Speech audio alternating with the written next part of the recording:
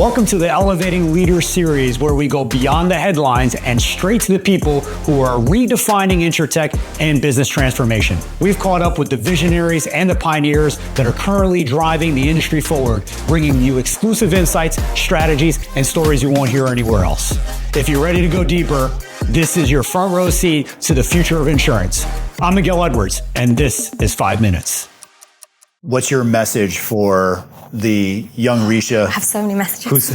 who's coming up and facing a lot of these challenges that we don't want to talk about in the open anymore? Yeah. How do you counsel the next generation of insurance professional minority who doesn't look like everybody else coming up in this world?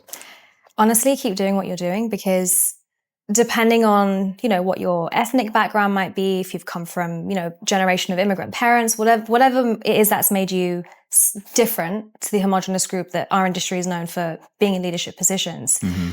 We're really raised to have the best grades, to stand out in every way possible, we're always overachieving. Right. And frankly, at some point in time, we're going to get those jobs, we're going to get those promotions, we're going to get the opportunity to be in America from London, small town in London, So if you keep doing what you're doing, eventually, that kind of merit-based reward and opportunity is going to come. Not for everyone. There is an element of luck, right timing, right people, right managers, right advocates. And I've had a lot of that along the way, and also not had that along the way.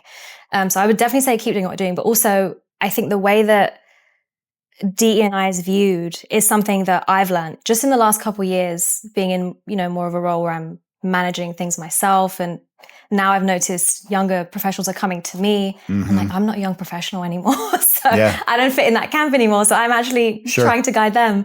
DE&I is not, it shouldn't be viewed as a problem that has a solution, that has a one fixed solution. It's not like a technology problem you create a solution for and then you deploy it and then boom, you have efficiency. That's absolutely not what it is. And I think even for myself, I was viewing as D&I as a problem and we need to fix it. D&I is an investment. Yeah.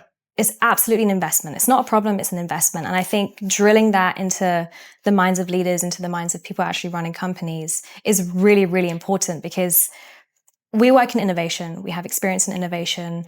The way that we attempt to innovate is by solving problems. Absolutely. But I think D&I has been approached in that same way, and that's been incorrect. So we're now companies are encumbered with metrics of having, you need to have X number of females in leadership positions. You need to hire, 3 people of color in the next cohort. Like, that's completely wrong. Right. And yes, that does help us. But if you're not looking at it as an investment, then those people will feel it when they come into the company. They won't feel included. They won't be paid equitably. There won't be equity in those hires, and they will leave. And you'll just be in the exact same position that we started in. And so drumming it into my mind from very early on that D&I is an investment, and that's the case I should have been making when I was in my younger days, trying to run ERGs and start new things and really challenge leadership.